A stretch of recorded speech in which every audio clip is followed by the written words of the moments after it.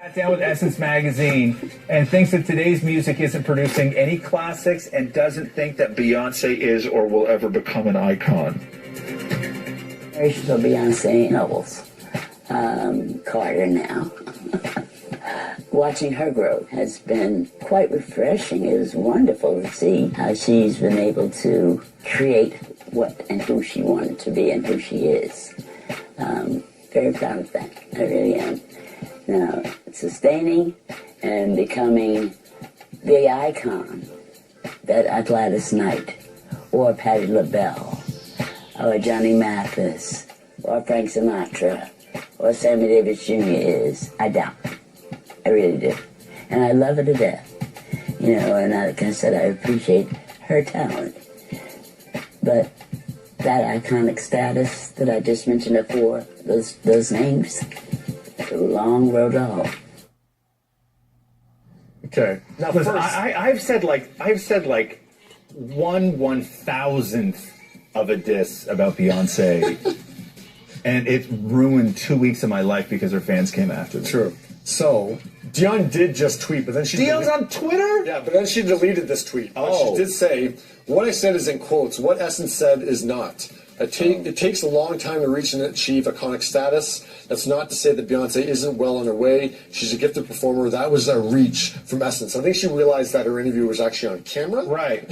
So that's exactly the opposite of what... Right. She said Beyonce isn't going to get there. So she said that those rats took my words out of context, or switched my words and made me seem like a monster. I think she deleted it because then she realized, oh, my interview's on camera. Yeah, it's almost verbatim what she said. Yeah. So like, I think her whole thing is that an icon has to do with age. Sure. So it's like all the people that she's mentioning have been around, for 50 years. So or dead. Yeah. So her thing is that you're only an icon if you've been doing it for 50 years. I mean, if Beyonce stopped today, Beyonce's an icon. I'm sorry.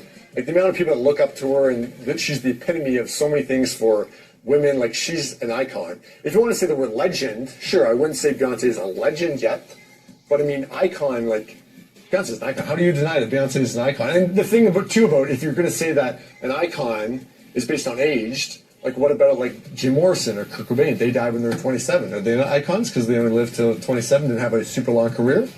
Oh, okay. Let me stop it right there. Because he makes a very good point with the age thing. And I'm going to, in some regards, say that Dionne is correct. I mean, I wouldn't say that she is not correct. But in some regards, I find that what she stated was to be a little bit bitter based upon jealousy. And I'm going to go back with the age thing right there. That's going to be questionable. The reason why is because Shirley Temple started making movies at 3 years old and she stopped at 21. She had basically around an 18 or 19 year career. Would anyone deny that she's not an icon or a legend? She stopped at 21. Now, Dionne Warwick's whole thing with Beyonce, I just found her to be very jealous, kind of bitter, because it's very strange that if she's really going by you need a 40 or 50 year career, then why the hell did she name Mariah Carey? She could have named Shania Twain. She could have named Faith Evans. She could have named Celine Dion. I find it very odd and very strange that she totally focused on Beyonce. Another thing that made me kind of give Dionne the side eye is that, the backhanded compliments. Well, I really like her. I like her talent.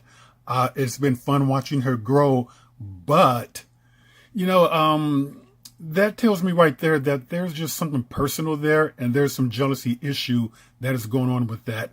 Because Dionne comes from an era too, Beyonce, not that I'm placing a big status on money though, but let's face it, Beyonce made more within a 20-year career than what Dionne's probably made than her whole 60-year career. And, that's through, social media, where you can stream, you can stream, the music, you could own the music, do copyrights and stuff like that, songs that you write, concerts, I just think the venues are a lot bigger now. I think social media helps for you to branch out in other, places now, whereas Dionne didn't have that access back then, which is the reason why Beyonce is worth so much more, today. So, I just find it very odd that she chose to solely focus only on Beyonce, though, when she could have named a lot of other people, and she did not name a lot of other people. Beyonce, what did she start? Girls' Time. Actually, she signed the contract in 1990, the same year that I believe that Mariah Carey signed her contract. At that time, it wasn't Destiny's Child; it was called Girls' Time. So basically, Beyonce and Mariah Carey has been around since 1990. But she did not mention a peep about Mariah.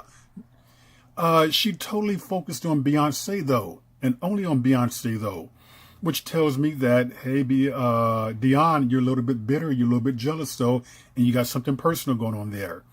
And so I just think that it would have been a lot more fair. It would have been a lot more fair had she would have named other artists, though, and not just this one. By naming this one, it made it seem like it was just something personal there.